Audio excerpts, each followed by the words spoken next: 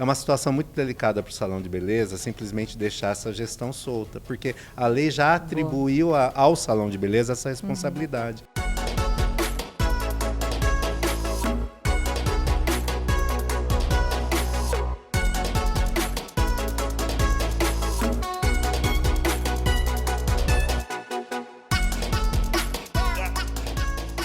Pagar menos impostos e ter uma empresa mais segura contra processos trabalhistas. Isso é possível graças à lei do Salão Parceiro, que existe desde 2016. Porém, ainda tem muitas empresas que não estão regulamentadas.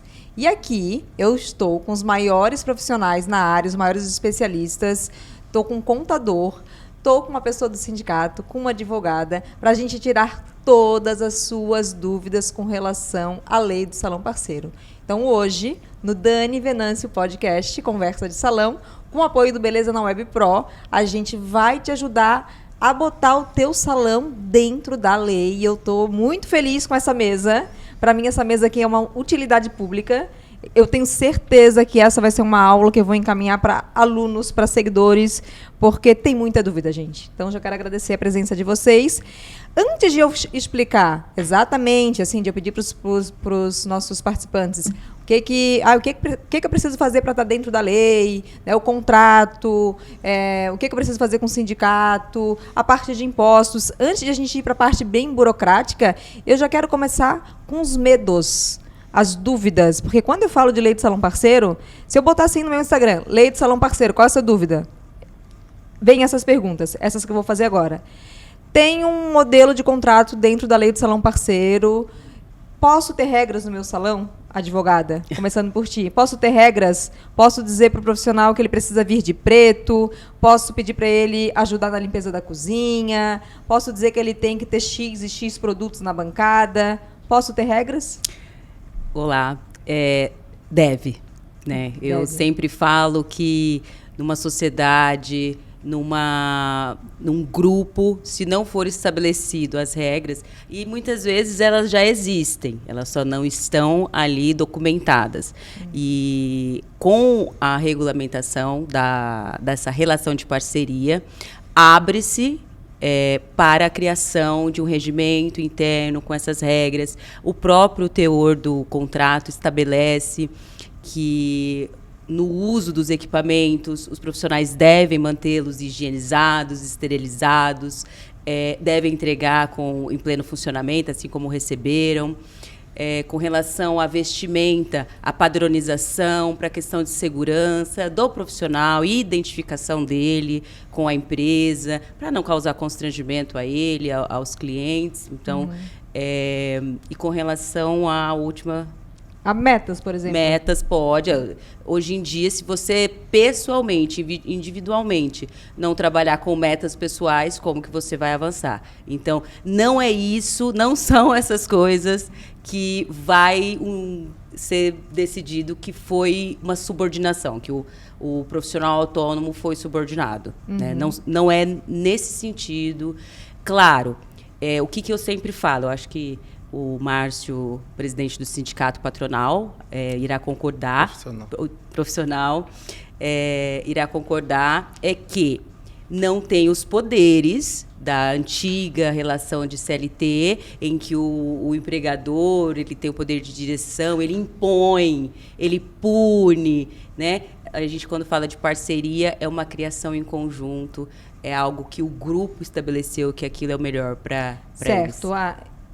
Mas aí, quando tu falas assim, é uma relação que não pode punir. A palavra punir é meio pesada, mas assim, passando para ti, Márcio. Se eu posso, tu concorda com ela? Primeira coisa, eu quero saber se tu concorda que pode ter regra dentro de um espaço, dentro da eleição parceiro? Concordo. Pode ter regra. Mas se eu tenho uma regra e se eu não posso punir, então assim, a pessoa... a vestimenta é preta e ela não veio de preto, eu não posso punir. Então a regra deixa de existir para mim, né, como gestora. Então, o que muda nessa relação é que quem é o chefe de tudo isso? O contrato.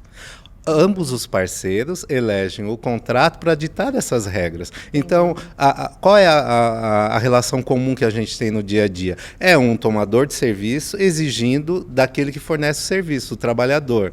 Esta relação vinda de capital e trabalho, ela é extremamente empregatícia. Até porque, Dani, você esteja aqui do horário tal a tal. Do contrário, você vai estar submetido a uma demissão. Ponto. Pode falar isso? Não, Né? Isso na relação natural, CLT, trabalhista. Entendi. O que muda numa relação de parceria? O contrato ele precisa estar muito claro nesse sentido, né? Porque como são coisas muito parecidas, elas se confundem. Exato. Uma coisa é que quando eu vou à busca do emprego, eu já sei que o meu tomador de serviço, eu estou vendendo a minha liberdade de ir e vir por um emprego e por um salário. Tanto é que onde eu sou penalizado, onde foi a sua pergunta, se eu deixo de ir nesse trabalho, eu recebo faltas. Eu recebo demissão por justa causa. Essas são as punições. E na parceria? Na parceria, né? boa. Por exemplo, a parceria, eu tenho... Vamos para uma coisa muito simples. Eu e você montamos um consultório de consultoria. Eu e você somos sócios. Mas aí a gente aluga, faz os investimentos, mas apenas você vai trabalhar. Eu fico em casa, eu quero passear. Você vai falar, Márcio, você não vai vir trabalhar, não? E aqui, eu vou fazer tudo isso aqui sozinha? Vou romper esse contrato. Então... essas cobranças de um parceiro com o outro não é o que determina a subordinação, mas de que maneira ela é feita. Então, por isso que o contrato de parceria é muito importante. É o que... se a gente entender, quem manda na relação? O contrato de parceria. Quem está por trás da relação? A lei do salão parceiro, que diz condições, regras, enfim. Para quê? Por que as pessoas implantam uma parceria? Porque as pessoas precisam sobreviver. A gente vive no mundo capitalista. Todas as empresas elas visam gerar lucro. Este contrato de parceria ele existe para proteger o empreendimento que divide a cota parte para cada um. Porque não existe uma relação empregado-patrão, mas ela é horizontal. Então, o contrato de parceria é o líder de tudo isso. Ali se tem regras, ali se tem método, tudo isso que você perguntou, por isso que eu falei que concordo com a doutora. Márcio, deixa eu ver se eu entendi. Então, eu e tu, a gente tem uma relação de parceria. Eu sou a proprietária do estabelecimento, tu é o meu salão, tu é o meu profissional parceiro. Esse aqui é o nosso contrato. Então, se eu colocar aqui, eu posso colocar no contrato as coisas que eu considero importantes para o meu negócio. E se o meu parceiro também quiser colocar coisas interessantes da parte dele. E se esse contrato, que é uma outra parte que a gente vai falar aqui, tá, gente, for homologado pelo sindicato, o que vai valer podia cobrar horário? Se está escrito lá, o horário do que o profissional vai abrir agenda, das 9 às 18 horas. Então, está ali no contrato que ele ia estar ali nesse horário. É isso ou não é muito assim? Essa é uma pergunta delicada, porque hoje a gente depende muito da interpretação do judiciário. Né? Então, assim, se tem, como é muito antigo ainda, né, esse processo de contrato, realidade, então, eles sempre se pegam a partir do horário e da ordem, né? Da subordinação e horário. São os principais. Então, o horário é um tema... É um tema delicado. Sensível. O que nós temos? Hoje o sindicato ele homologa vários modelos de negócio. Isso é importante. Não existe um contrato de parceria que é padrão para todo mundo. Né? Existe contrato, por exemplo, e isso com reconhecimento, jurisprudência, julgamento, em que o profissional parceiro ele faz a seleção, as reservas dos horários que ele quer atender durante a semana, e caso ele não atenda, ele paga uma multa por aquilo. Por quê? Porque o salão de beleza, está muito claro na lei, ele vive de locação dos bens. Então, se eu, profissional, vou no salão da Dani, falo, olha, Dani, eu vou estar daqui, eu digo, né? Eu vou estar aqui... Sim, eu que botei isso no contrato, eu que... É isso que tem que ficar claro, porque assim, a gente precisa quebrar essa linguagem corrosiva, né? Que nasce de um oportunismo. Eu gosto de pensar no bom profissional parceiro. O bom profissional parceiro é aquele agente maior, capaz, que sabe que é parceria e que vai fazer o correto. Inclusive, ele fica além do que... A gente tem que dizer, fecha a agenda, descansa, é o contrário. Assim, se a gente for para lá, existem os oportunismos de mercado? Existe. Né? De ambas as partes, né, Márcio? Né? Existem, mas vamos falar da boa parceria. O bom profissional parceiro, ele sabe que naquele contrato, ele está acordando uma série de regras que é para o benefício dele. Porque, olha, quantos amigos eu tenho, os profissionais parceiros que falam, eu não quero ter salão nunca na minha vida, eu administrar estoque, cuidar de funcionário, isso. Deus me livre, eu não quero isso, eu quero chegar num local em que tenha tudo que eu possa realizar o meu serviço com excelência. Por isso eu fecho o quê? A minha parceria e acho justo a divisão da cota parte. Que com aquela cota parte o salão vai administrar aí todas essas questões de gestão e tal.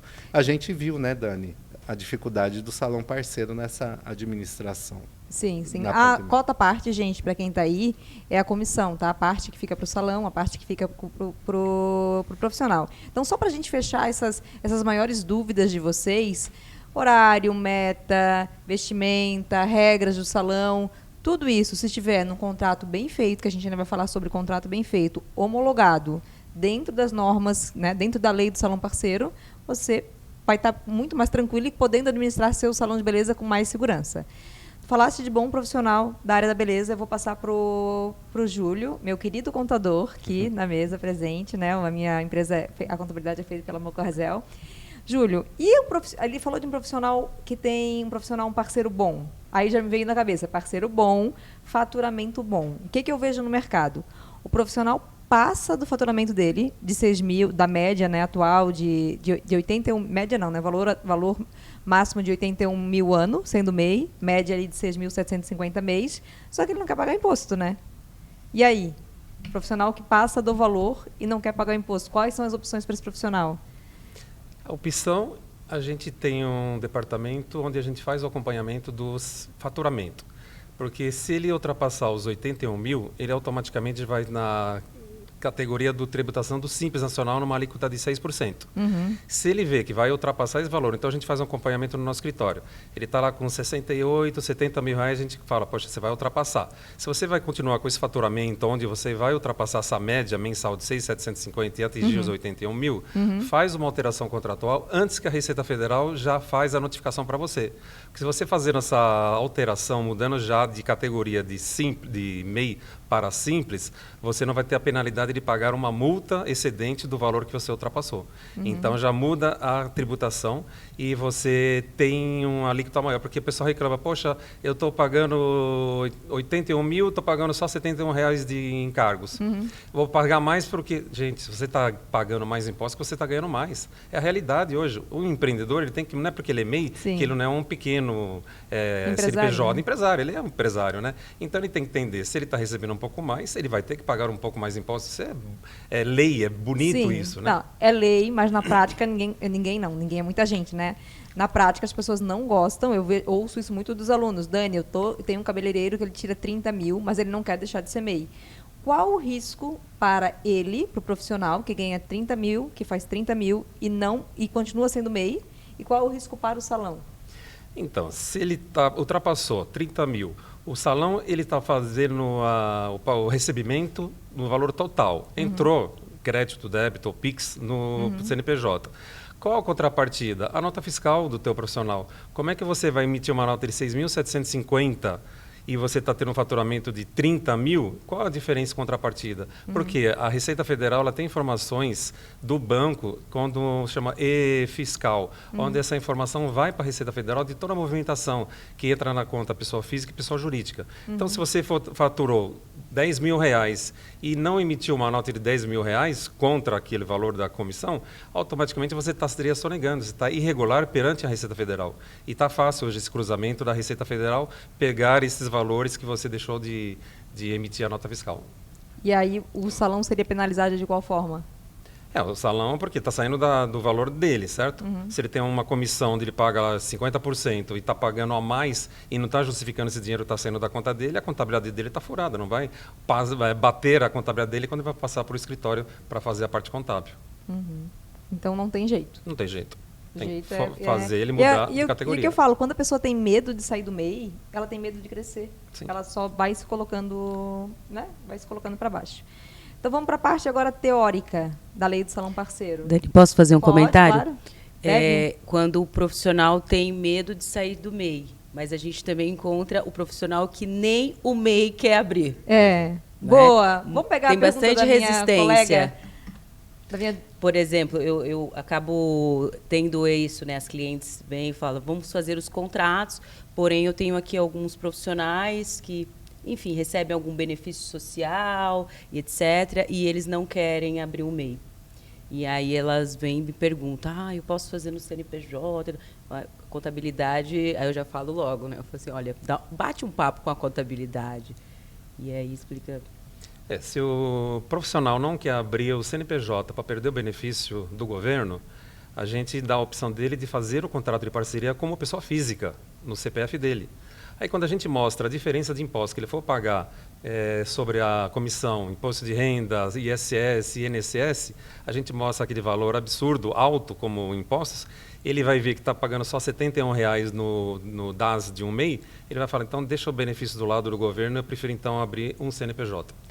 Só que a realidade de muitos do Brasil é o seguinte, eu vou trabalhar num salão de beleza. Eu não tenho MEI, porque às vezes não é nem só porque não benefício do governo. Às vezes eu emprestei meu nome para abrir uma empresa com meu cunhado, a empresa está toda enrolada, se eu tenho um nome no CNPJ, eu não posso abrir o MEI. Acontece isso, né? Então, o dono do salão, para se proteger, ele pode dizer assim, então vamos fazer o contrato no CPF. E se a gente faz isso, eu como dona de salão faço o contrato no CPF e o profissional não recolhe o imposto? A lei deixa muito claro, né, Dani, e que o responsável pela centralização dos recebimentos e pagamentos, inclusive tributos, é o salão. Por isso que, complementando o que eles falaram, é uma situação muito delicada para o salão de beleza simplesmente deixar essa gestão solta, porque a lei já atribuiu ao salão de beleza essa responsabilidade.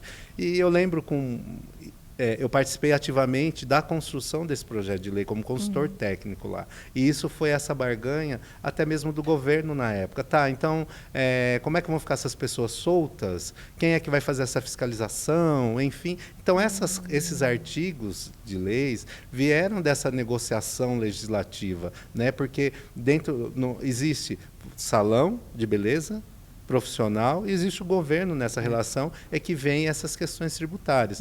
E mais, para a gente tentar tirar esse peso, vamos tentar ver o que foi bom disso. Na informalidade, minha carga tributária era muito alta, 27,5%. Através do microempreendedor individual, ou mesmo do Simples Nacional, a gente baixou isso para 6%. Foi uma vantagem. Mulheres que não tinham qualquer tipo de cobertura, hoje podem, por exemplo, requerer auxílio maternidade, coisas que não se tinha na informalidade. Então, esse não desejo de pagar imposto, eu não acho que é só do MEI. Há uma crise política geral, ninguém quer pagar imposto. Mas a gente precisa entender o não pagar imposto de uma maneira destrutiva para a sua economia. Porque, como o Júlio falou, existe um rastreamento. Às vezes você acha que você está economizando tanto, uma hora você vai ver o quê? Um problema fiscal de uma natureza muito grande. E é muito importante isso que o Márcio falou, bem lembrado, bem pontuado, que a responsabilidade pelas questões tributárias, a responsabilidade por estar com essa situação regulamentada é da empresa. Não é que eu tenha que pagar um imposto para o profissional, mas eu tenho que saber que esse profissional está pagando imposto, está acompanhando, né, fazer recolhimento na fonte, né? Exatamente, fazer o recolhimento. Então, isso é muito importante. Então, não é assim, né? O profissional não quer. A partir do momento que o profissional fala isso, o dono até pode acatar, mas tem que saber que ele está com a mochilinha do problema nas costas dele, né? Exato. E quais os problemas que mais aparecem? Pergunta para os três, assim. Quais os problemas, para a gente depois ir para como se tornar, como botar as coisas em dia, o que mais aparece na prática da lei, assim? É a pessoa que não tem... Com a não observância da lei? No geral, assim, é a pessoa que não tem, que acha que não precisava homologar, é a pessoa que entendeu a lei de forma errada. Começa por ti, Nath. O que tu percebe, assim, que dá mais... que as pessoas ficam mais confusas? Todas as vezes que eu converso com um empresário que não está regularizado, ele fala assim, não, eu estou dentro da lei Salão Parceiro, meus profissionais são todos mês. Aí, o contrato, você fez? Não. Aconteceu isso na mentoria que eu te passei, né? Homologou. Não. Eles acreditam que estar dentro da lei é o fato dos profissionais que estão ali trabalhando serem CNPJ. E não é. Né? A lei, ela traz os requisitos formais que tem que seguir à risca. E isso é o que eu mais ouço. E tu, Júlio? Eles acham que contrato de gaveta, né? O advogado fez o contrato, os dois assinaram e não está homologado. Aí pode ocorrer o quê? O profissional vai na justiça, uma ação trabalhista, cadê o contrato de parceria? Registrado. A lei diz que tem que estar registrado, não existe. Está como seletista? Não está. Tudo que o profissional pedir, ele vai ganhar. Porque a lei fala que o contrato tem que estar homologado. Não adianta um advogado fazer e deixar na gaveta lá, se aparecer um dia uma fiscalização. Não. A lei diz que tem que estar homologado o contrato no sindicato da classe ou, se não tiver o sindicato da classe, no Ministério do Trabalho. Uhum. E Posso- quais as questões que tu mais percebe, assim, de dúvidas? O que a gente falou inicialmente, quais regras? Regras, né? para mim também, como a regra, o que influencer, chega lá, como regra. gestora. E principalmente assim, concorrência desleal. É uma das coisas. Hoje é o primeiro do ranking no sindicato. Né? Fala mais, então, que isso aí eu tô por fora. Não chegou em mim. Por exemplo, você tem uma parceria. Eu vou voltar no nosso exemplo de consultor para ficar mais fácil. Sim, sim. Eu e você somos consultores, montamos um negócio e adquirimos clientes juntos. De quem são esses clientes? Nossos. Nossos. Né? Há um costume arbitrário, por isso que se chama concorrência desleal, é o quê? Desvio arbitrário de carteira. Então, quando eu saio do seu salão e vou trabalhar no salão do Júlio, simplesmente arrasto toda aquela clientela que você investiu junto daquilo. Você construiu em aluguel, em marketing, no lugar. O que acontece? Muitos profissionais, quando eles são... Vou falar dos maus profissionais. Sim, né? sim. Dos maus profissionais. Aqueles que iniciam uma carreira vindo do nada, na relação curricular profissional. E ele se constrói dentro daquele espaço de beleza. Né? E ele se constrói... Por quê? Porque eu tive, de um outro lado, um parceiro que investiu também naquilo que eu não tinha condição de pagar. E tem proteção contra isso? Existe. E hoje, assim, nosso contrato ele tem essa cláusula de concorrência desleal antes da lei do salão parceiro. Já era um TAC firmado com o Ministério Público de São Paulo, o primeiro que reconheceu essa forma de parceria, que já previa a concorrência desleal. Porque a concorrência desleal é uma legislação à parte. Porque, assim, o contrato de parceria, o que ele veio... a lei ela veio dizer assim, principalmente para o judiciário, olha, pare de julgar essa coisa de subordinação de uma mais maneira na trabalhista, assim, né? E menos na comercial.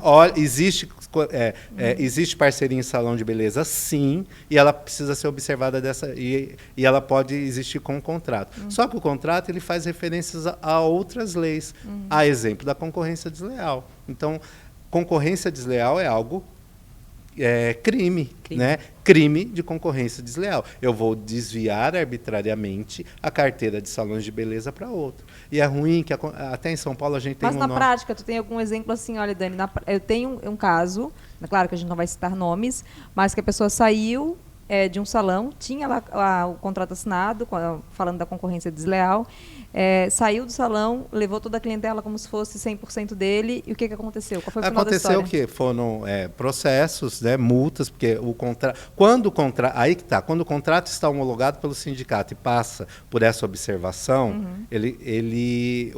a gente observa essas cláusulas, né? Então, um contrato que é feito sem essa observação, se eu não coloco cláusula de concorrência desleal, o que está acontecendo? Está livre.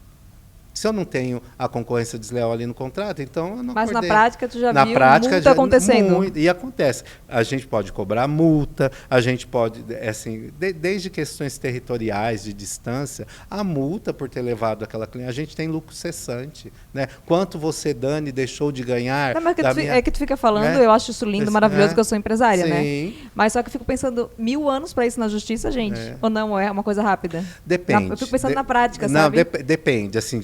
Tudo tem que ser muito rápido, né?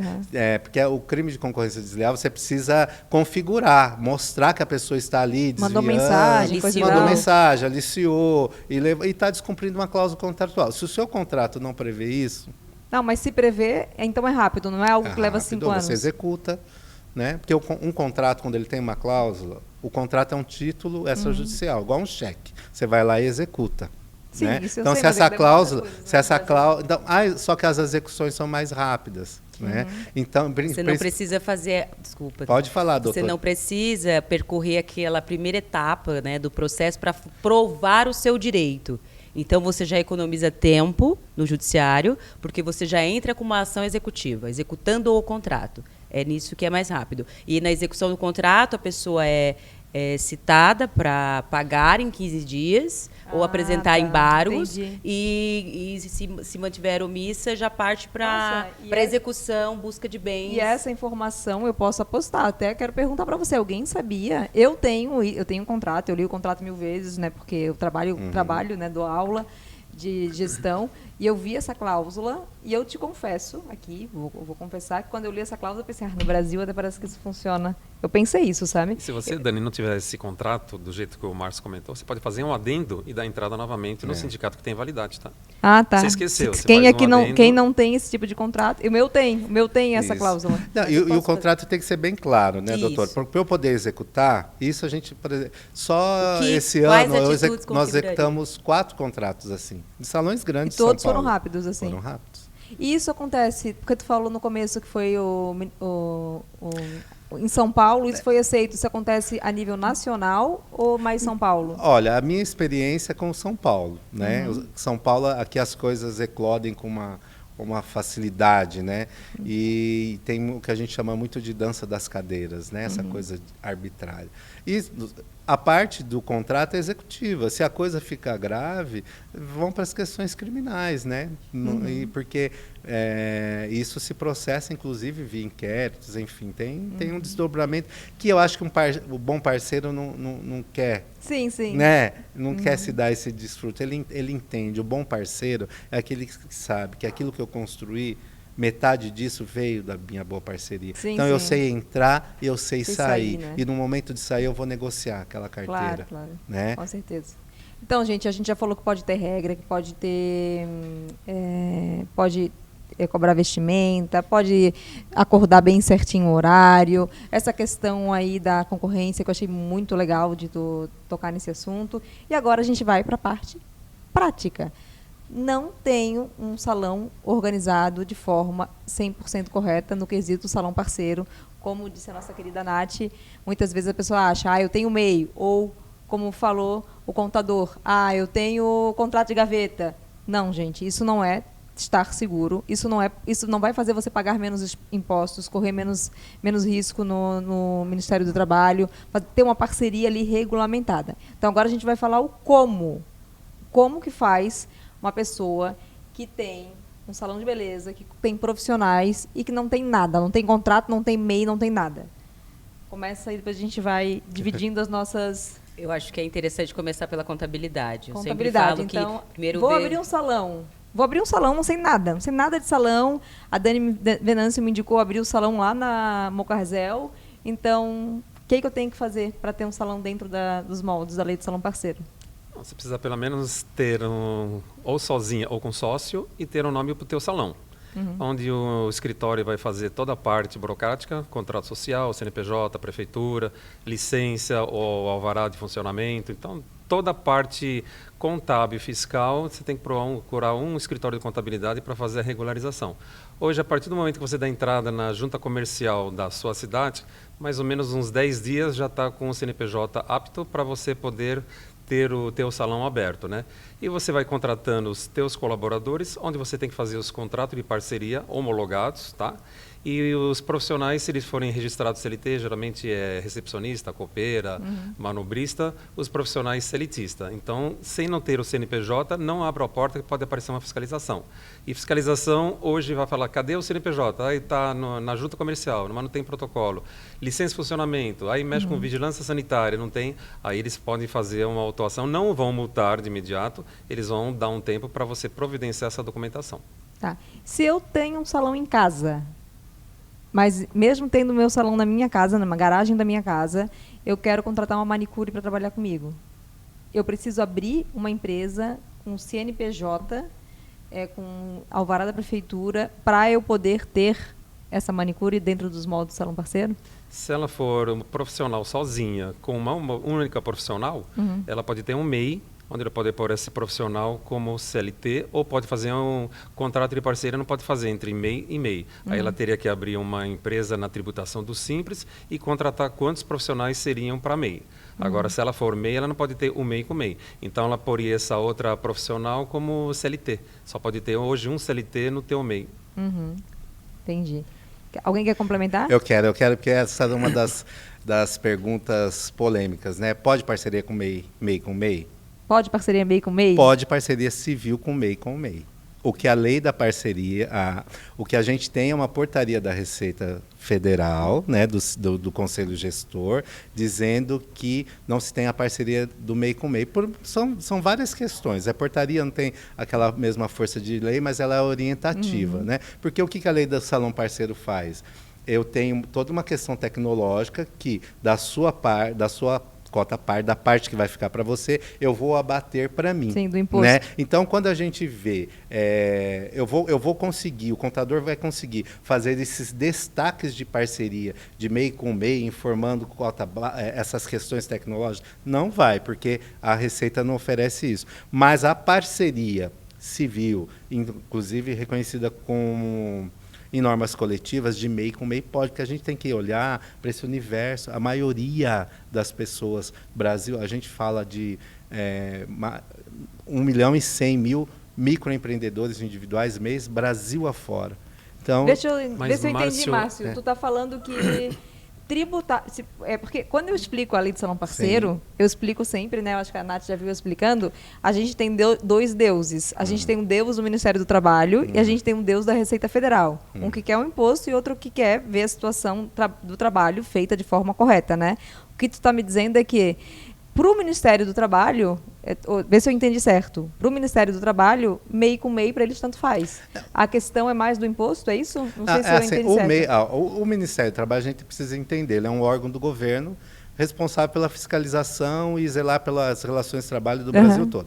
Né? E tem ali, que é essa questão mais civil, não seria? Né? Que seriam as questões trabalhistas, né? As fiscalizações. O Ministério do Trabalho ele é muito amplo, né? Ele vê desde as questões da saúde do trabalhador e as fiscalizações propriamente dita. Né? Então, ele não vai intervir nisso, a não ser que tenha alguma denúncia, e ele ainda vai analisar. Fato é que parceria de MEI com MEI é possível? Sim. E você não vê um trecho na lei do Salão Parceiro dizendo o contrário. Ela não, porque o que a gente tem no Brasil? O princípio da legalidade. Aquilo que não está proibido por lei, e ao contrário, a lei da parceria deixa claro essa relação. Então, é possível. O que nós temos, o que o Júlio colocou, é uma portaria do Simples Nacional dizendo que não pode. Tá? Então, isso a gente já questionou, isso nos outros momentos, e é uma das primeiras perguntas, porque como a gente homologa contrato do Brasil inteiro, e as pessoas, para começar, essa pessoa que está na casa dela, como você falou, né? Que às vezes, pelo exemplo que eu ouvi você dizer, nem MEI tinha, não é isso?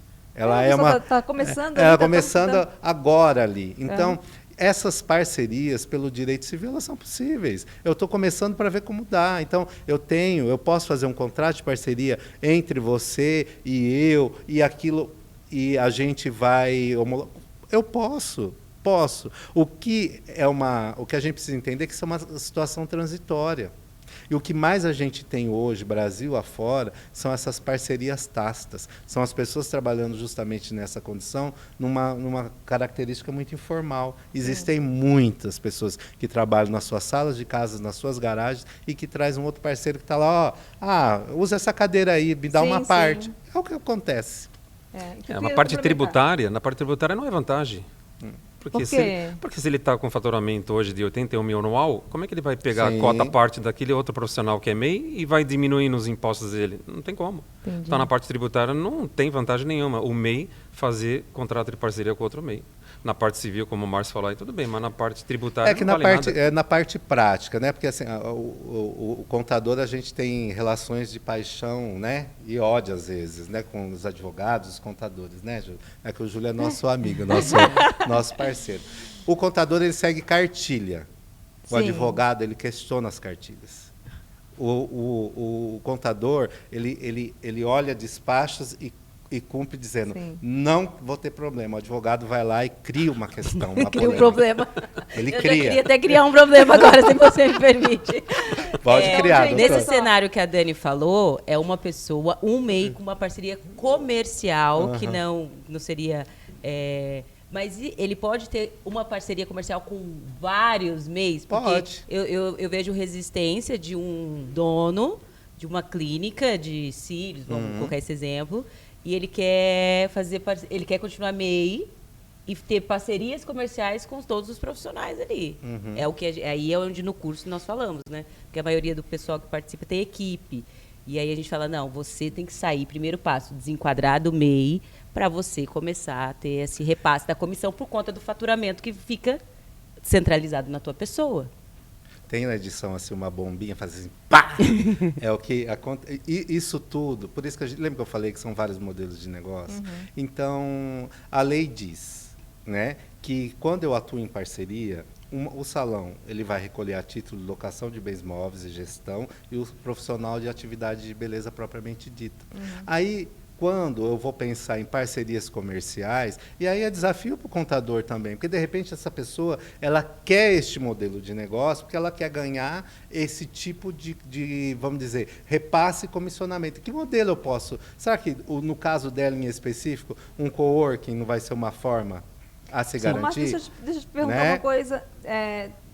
Pelo que eu estou vendo aí da tua fala, né? E eu acho que daqui da mesa, tu é a pessoa que no começo, fora das câmeras, o Júlio falou, o Márcio que vai poder ajudar bastante a gente aqui, porque, querendo ou não, contabilidade e contratos, tipo, termina em vocês, né?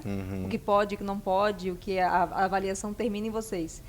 O sindicato faz esse trabalho de eu, como empresária, fazer uma ligação e tirar dúvidas e tipo, olha, meu negócio é assim, eu sou MEI, eu não sou MEI, eu não tenho nada ainda. O sindicato faz esse trabalho? Faz, a gente faz esse trabalho, inclusive assim, em parceria com o Sebrae, a gente faz esse trabalho com muita excelência, né? Hoje, os nossos canais são bem focados no online. Tanto é que a gente criou um sistema de peticionamento eletrônico para poder estar em todo o Brasil fazendo esse processo de homologação. Porque, se a gente pensar, não existe uma agência do INSS em cada município, né? Então, hoje, a gente disponibilizou um site, quem está do Oiapoque ao Chuí, né, possa ter acesso a esse processo de homologação e fazendo por eles, né? A gente vai colocar o site, tá, gente, na descrição do vídeo.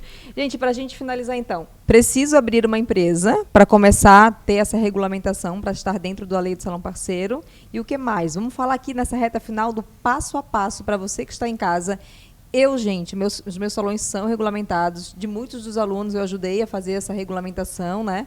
Ajudei, que eu falo, orientando os caminhos, né? Busquem contador, busquem advogado, busquem o sindicato, essa ajuda, e todo mundo consegue. Então, antes de perguntar do passo a passo, a primeira coisa que eu quero dizer aqui é se você já ouviu do seu contador, porque geralmente essa informação vem do contador, essa lei não existe, você manda esse vídeo para o contador, porque existe, e já existe há muito tempo, mas às vezes o contador tem muitos tipos de clientes e acaba não se atualizando. Então, a lei existe. Passo a passo, então. Nath. Depois de constituir a empresa, analisar o modelo de negócio, né? Eu falo que se você tem que estar com uma mão dada para uma boa contabilidade, a outra com um bom jurídico.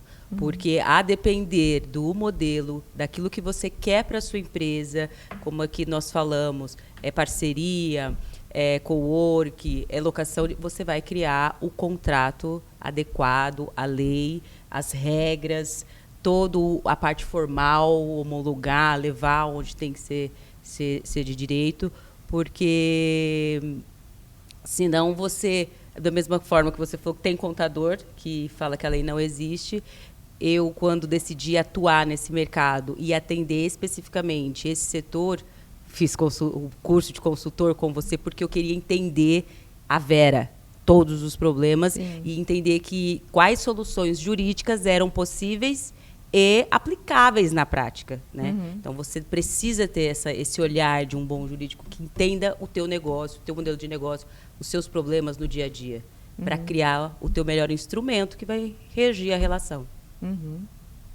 Márcio, complementar? Não, perfeito. A partir desse modelo de negócio, quando você... Porque acaba no jurídico, não é? Quando dá uma demanda, dá uma complicação, vai lá para o advogado. Então, o advogado ele faz esse contencioso, ele é preventivo, né? Em vez de a coisa acabar no contencioso, vamos fazer a prevenção. E como é que se faz a prevenção? Uma engenharia jurídica, né? Eu vou entender a sua vontade no relacionamento com aquele estilo de parceria e vou fazer esse desenho jurídico da parceria. Aí, desenhado, eu vou encaminhar para a contabilidade. A contabilidade, hoje, elas são os grandes parceiros do sindicato, né, principalmente o Júlio, são esses agentes que fazem o processo de homologação. Nós temos alguns modelos de contratos disponíveis no nosso site, mas tem um contrato padrão que é via de regra geral para as pessoas, com pequenas alterações para um ou outro, quando é demandado, mas tudo isso fica centralizado na contabilidade, porque agora a gente espera aí com essa reforma tributária que tudo muda, porque existia muita regra de município para município, de estado para estado, isso dificultava a vida deles, né? Então, assim, por isso acaba muito na contabilidade, porque depois do contrato, desenho jurídico feito, eu vou passar isso para o contador e o contador vai selecionar qual o modelo de contrato, vai estar disponível no site, ali no sistema de parceria, aí ele vai fazendo os outros encaminhamentos, desde a abertura de empresa, enfim, o que for necessário. Uhum. No meu caso, eu peguei o contrato do ProBeleza e eu fiz o contrato do ProBeleza e eu fiz um anexo, eu mesmo digitei um anexo, dando prejuízo para os advogados, Nath. Porque o que eu botei no meu anexo? As regras do meu salão. Sim. Fiz uma coisa bem, tipo, a realidade ali. E para mim, mas eu sei, como vocês falaram, é caso a caso, né? Para mim, o modelo do sindicato super me serviu. Agora a gente falou do contrato, da homologação do contrato. Quanto que custa a homologação do contrato? Hoje nós temos isso é tabelado em convenção coletiva, a gente tem um valor de 150, né? Que existem alguns estados com algumas diferenças, né? E paga uma vez? É pago uma vez. E agora, pergunta que não quer calar. Por que alguns sindicatos cobram todos os anos dos meus alunos? Então, porque é opcional assim, isso? Aí eu nem sei que sindicato que tem cobrado hoje parceria, que eu não vi ainda, né? A gente sabe de alguns sindicatos do Brasil afora que fazem essa cobrança de parceria. Mas, assim, eu desconheço hoje um sindicato do profissional parceiro, como o ProBeleza. Ainda que as pessoas, alguns ou outros, venham fazendo né, essa homologação, eu não reconheço essa legitimidade deles fazerem. Né? E aí é assunto para mil polêmicas. Né? Então, cobra o preço que quer e mais. É só acompanhar na história da lei. Não teve um sindicato laboral que apoiou a lei do salão parceiro. E não apoia porque não entende sequer disso tudo que a gente está falando. Né? Então, como é que eu vou submeter a uma entidade sindical que se diz representante, que não sabe que é parceria, que não sabe que é salão de beleza. Não sabe que é com uma comissão de 70%, não sabe, 60%. Se você for procurar lá, não é nem profissional parceiro e não tem nem salão. Aí fica difícil, né? Entendi. A gente falou da questão do contrato. Agora, para a gente ir para a nossa finaleira mesmo, pagar menos impostos, né, gente? Que, para mim, eu tenho salão já há 25 anos, por conta do bom relacionamento com as pessoas, eu sempre me foquei muito em fazer uma boa gestão de pessoas. Então, a minha questão trabalhista, tinha o contrato de gaveta antes, né, na época. A minha questão trabalhista nunca foi um problema para mim, para minha realidade. Mas o imposto antes era tipo uma coisa... Bis em idem, né? Era uma coisa... Pagava 60% para manicure e tinha que pagar 100% do... Né? Então, um exemplo aqui real, tá, gente? Um serviço, a manicure fez um alongamento de unha por R$100, para a gente ter um exemplo real.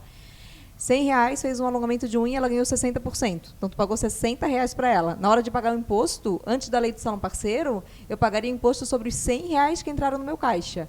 Hoje, com a lei, eu vou pagar sobre a parte que fica para mim. Ou seja, eu vou pagar imposto sobre os R$40. Além de eu pagar imposto sobre os R$40 e não mais sobre os 100, a minha alíquota do mês diminui, porque o montante tributável ele vai ser menor do que se eu tivesse aquele montante inteiro, como se o dinheiro fosse todo meu. Mas vou passar a bola para o Júlio agora, dizendo, Júlio, como que se faz? Homologuei o contrato para poder pagar menos imposto de forma lícita. O que a empresa precisa fazer, o tipo de nota, o que o profissional precisa entregar para a empresa, como é que funciona essa questão da nota fiscal? A partir do momento que você contrata o seu profissional e faz o contrato em parceria, homologa ele, você pode pagar somente o que você falou, só a parte que coube ao salão. Então, você faz a partilha. Então, o profissional tem que emitir uma nota fiscal contra o salão tem que reter o imposto dele, quando for pagar a comissão, desconta esse valor, porque o imposto é do colaborador, não é do salão. E você tem essa parte de diminuição dos seus encargos, dependendo da comissão que você paga. 40%, 50%, 60%, 70%, né? É a parte menor que você não pagaria, onde contabilmente a gente faz a nota fiscal. Se você não tiver um sistema onde você já faz a partilha, onde já entra o CNPJ do salão e o CNPJ dos profissionais, Já tem já vai sistema direto. que já faz isso Já tem automático. sistema que já faz Mas isso. quem não tiver o sistema consegue fazer de forma... Consegue fazer manual. Então Aham. você emite a nota fiscal, serviço prestado do salão, do valor de R$10.000, e coloca o CNPJ de cada profissional conforme a lei de salão parceiro, R$1.000, tal, e dá aquele valor líquido, então você vai pagar imposto sobre o valor correspondente só em que entrou para o salão. Uhum. E para isso é importante ter um contador para orientar. Sim.